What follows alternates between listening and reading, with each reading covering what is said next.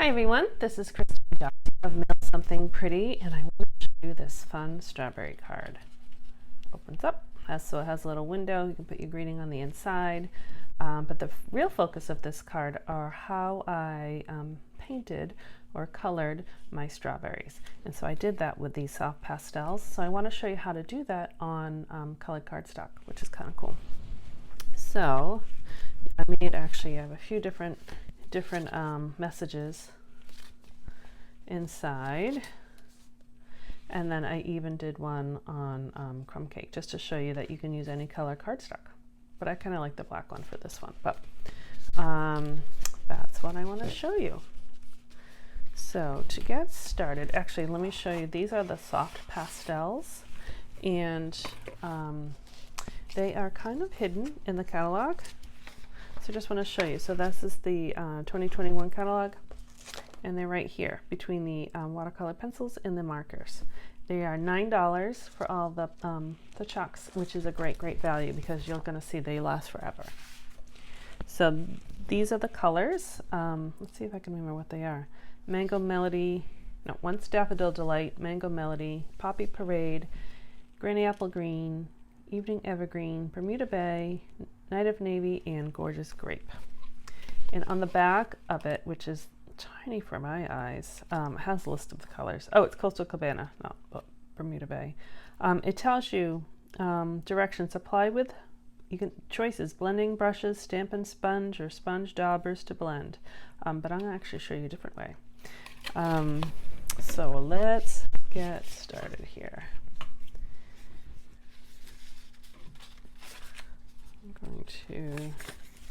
So this was a project for my club, and I want to show them because this one I kind of had to put together for you before I mailed it to you, so I wanted to show you how we made it. So I have a standard piece of thick white cardstock, regular size card, and then I have black, basic black, so that is 4 by 5 1/4, so basic layer, and then that's just a layer I'll get to in a second. So my club meets, it kind of works 3 ways. We meet in the mornings or at night on Mondays, and then for those who can't meet, either on one time they can't meet, or if they live too far away, I make the videos for them, and I usually send them the pieces, but I can't send stamped pieces, so this card you're kind of getting full, but again, I wanted to show you how I made it. But because we were meeting, some of us were meeting in person, I prepped, I already cut the hole in the black. So I'm going to, as I go through the steps, there's really 2 ways. You could do it so that you do what I do, you cut the hole and then we're going to cut a second hole, or you can cut the 2 holes together by just putting these together and running them through your machine. All right, so first we're going to stamp. We're going to do white, this is white embossing powder. So Stampin' Up, I don't really know why it doesn't sell this embossing buddy anymore. You can see it's like just like a pillow of powder. So I still use mine. And the purpose of it is just to get, because I was just holding that paper quite a lot, I probably transferred some of my finger oils over. So it just kind of eliminates those oils because we want the powder to stick only where we want it. But if you're new and you don't have an embossing buddy, you can use a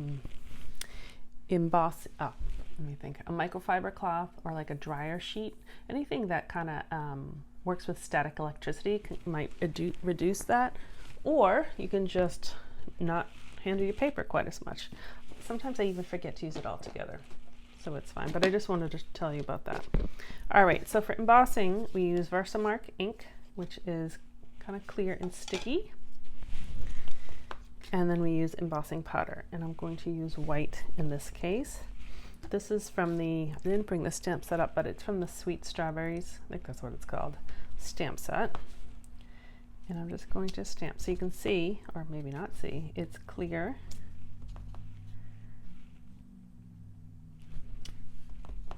I'm just kind of following where I put my strawberries before. Okay, and then I already, this one pops up, but I already did that one, so I don't need to do a second. And then I store my embossing powder in these reusable containers. I label which color is on which, and so that's all that gets used for them. And I even leave the spoon inside, so each color has its own spoon. But they come in like little vials. And what I used to do, I'm just going to sprinkle it on top. What I used to do is do what I'm doing now over construction paper that was folded in half, opened up like a book, and then the construction paper I found had a really nice crease, and so I was able to then just pour it back into that little vial, and then I labeled the construction paper and just used that paper for that color, and that worked very well for what, you know, while I was starting out. And then I started having classes and stuff, so this was easier. All right, so that is that. I'm just going to move this. I found when I heat on this warps, so don't do that. Your heat gun has 2 speeds, so I'm going to use it on the higher speed. So it's just going to be loud for a second, but hopefully you'll be able to see. So now it's kind of dull and powdery. And actually, I have to say I did a good job, but sometimes I don't. If you get something stuck, just use a paintbrush just to eliminate any of the where you don't want the where it to melt. All right, so I'm going to hold it down with, and I recommend don't hold it down with your paintbrush because the heat will transfer the paint to the paper. That's happened before, so something like scissors or actually those aren't tall enough. You know what will work is, this is what I use. I take a pick tool just to hold it down so it doesn't blow away. So just take a minute to heat up, and hopefully you'll see the transferring of, it will get shiny and almost look wet. There we go. Can you see it? The metallics are really cool to watch. I still love watching the metallics turn.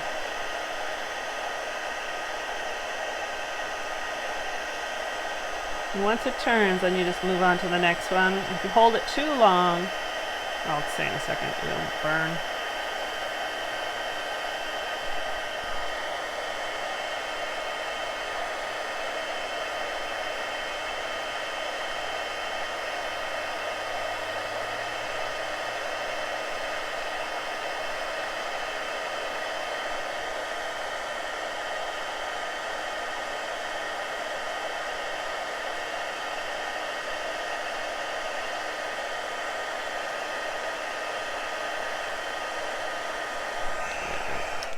Here we go.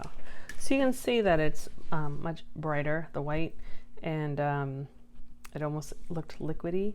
So what I was saying, and I figured I'd wait till I stop with the machine, if you hold the heat tool on too long after it turns, so right now it has like a bump, and it dries instant. But if you hold it too long, that bump disappears. It almost like it's weird, it flattens and it gets dull again. So and then you really could burn your paper. So you don't want to do that. All right, so now we're going to color, and look at that, just color directly on. I recommend don't color right on the lines, and I'll show you why, unless you like that look, but it kind of eliminates the look of the white. So this is Poppy Parade. I actually like even stamping my strawberries in the Poppy Parade. I think it's a good color. And again, I'm just kind of applying color. I'm not trying to be exact. Just want to get color in there. Always turn your paper so you're not, coloring weird. Just turn your paper. All right, so there we go. So now, if the magic happens, we are going to use rubbing alcohol. The rubbing alcohol, I think, works really well, especially on the colored paper. It dries faster, and it just helps prevent running. But you can use water, but I like the alcohol for the colored paper. And it's just straight alcohol, rubbing alcohol. So these are what Stampin' Up! Sells now. They're water painters, and it comes in a pack of 3. And then they have 2 fine tips, one finer, one medium, and this is actually kind of what I'm using now, and then a wide tip. And so I just happened to grab my old ones, and I threw some, or poured some rubbing alcohol in it, and it said alcohol on it. I have to write it again with a Sharpie because it rubbed off. And you can see this is a pretty old tip, but it works just fine. And then I put rubbing alcohol in there. You can squeeze this, and the new ones are actually better about that. That's what I like about the new ones. It even says push, and it squeezes much better than these ones. But I'm being lazy, and so I'm just dipping it into alcohol just like a paintbrush. So I'm just gonna like let it drop, and it kind of fills up a little bit, and then spread it around. And you're gonna say, hey, your color disappeared. And it's temporarily disappeared. Come back.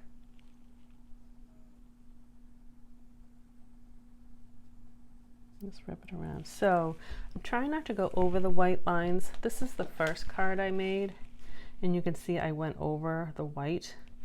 And I mean, look at the difference of the vibrancy. It's a pretty big difference. So again, you may want to, that's one way to kind of color your white embossing powder to be a different color, but I think it looks nice keeping it white.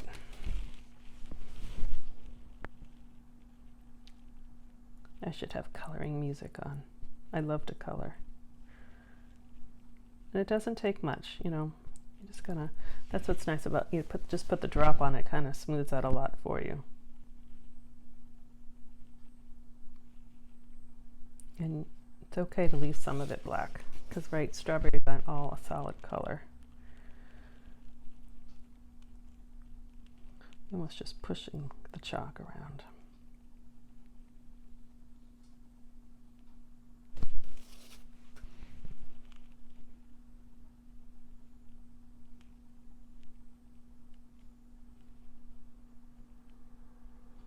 And that's it. That one has a little pink on it, but. And then I just kind of put it in here and then just dab it on a paintbrush, and it's good to go. I cover it so I don't spill it, because that would make a mess. All right, so it doesn't take that long to dry, so we're just going to set that aside. Again, I already did this one to punch out, and I also already did my stems. So I made a big strip of them, and you'll see, I'm just looking for my punch. Here we go. So this is a strawberry builder punch, and has a bunch of features. You have your strawberry, your leaf, your topper, and a flower. What I find, turn it this way, is this lines up really nicely, because if I had a big piece of paper, and there's a lot of cutting edges to go through, and it's harder to punch, especially if you have trouble with your hands, which I sometimes do. So it punches out that way. And oh, I just applied green the same way with the paintbrush. And so what I found with this strip, though, because this won't fit in all the way, I just cut this part off and do it again.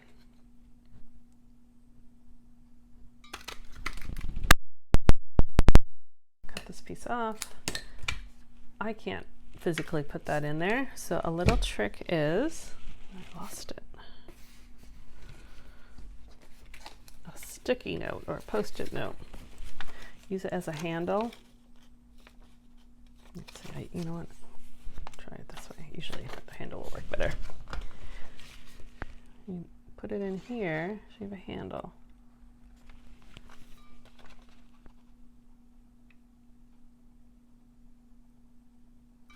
So that helps a lot with little pieces like that. Okay, so I have my stems, the strawberry. So the strawberry actually, sometimes when I stamp it, I stamp it upside down because it fits in there better. Same thing, I did a smaller strip, so because I don't need to cut out all these pieces. So yeah, this one's hard enough. Okay, so that's all I need with that.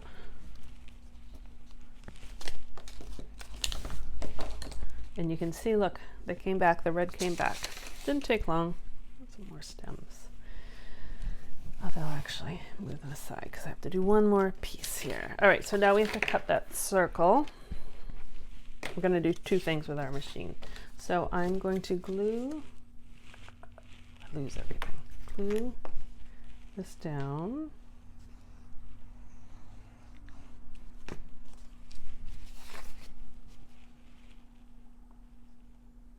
It's quick drying glue, which is nice. Again, I don't rub it, just press it because you will smudge your strawberries. It still has some chalk left in there. Okay, and here's my sample. So I have this green little border. So I'll show you how I did that too. And I'm going to cut it. So I used a circle and a scallop, and they come, the medallion I guess they call them. It comes in the same pack, the layering circles dies. I actually just put them down together. They fit in there. You may notice, I don't know if you can see, it does make little grooves if you do it that way in your die. It doesn't affect the cutting edge, it just affects the top edge, so you could scratch your finger, so just be careful. You could also cut your circle out first and then cut that, line it up, but you know, if there's a shortcut, then I'm for it. Okay, so let me grab my machine.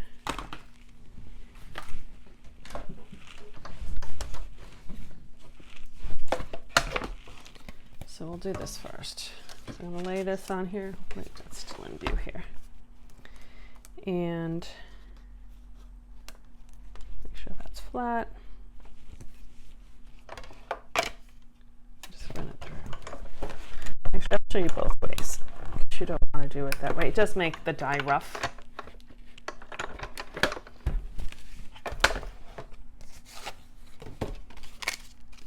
So you get your circle, which you can use for something else, and then you get your nice ring. So it does, you know, it's even.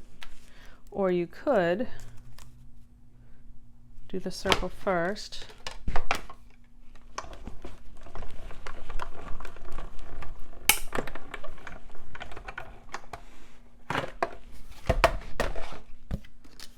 And then you could line this up. You just have to make sure it's even.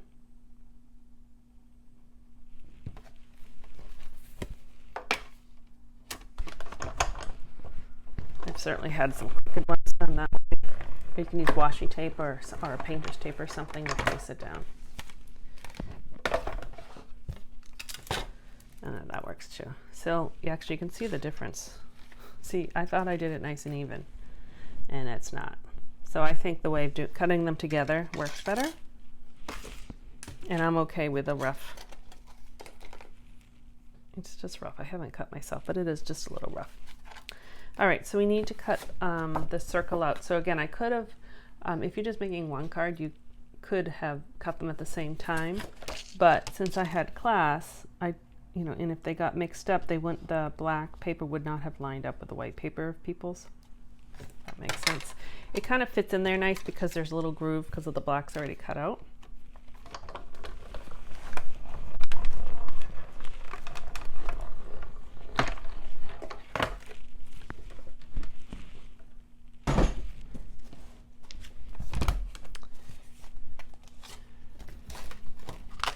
And it pops out, so you have the little peekaboo window. Okay.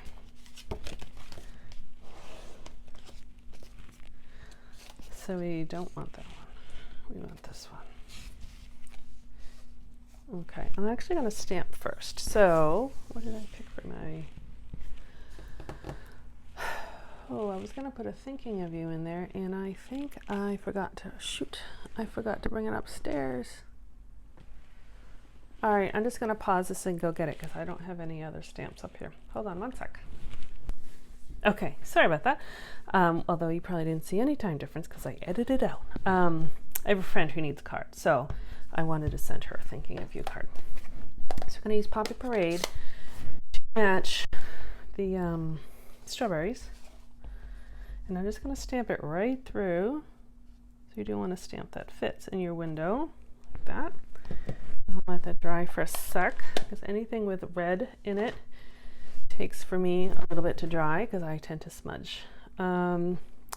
So actually I'll do it this way so I don't smudge it. I take my glue. I find it easy if I dab a little glue around the ring, and you can kind of, I don't know if you can see, but you can kind of see there's the little ledge kind of where the dies were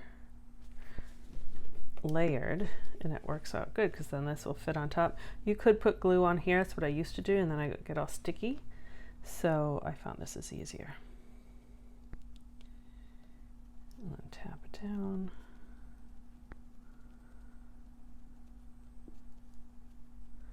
And then I will put my little, it comes all together when you put these guys on there. I use glue dots, those are almost empty. I'll have to contact my demonstrator to get some new glue dots.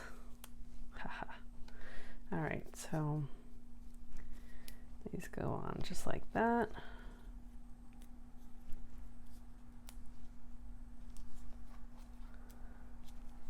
And the last one goes on this one.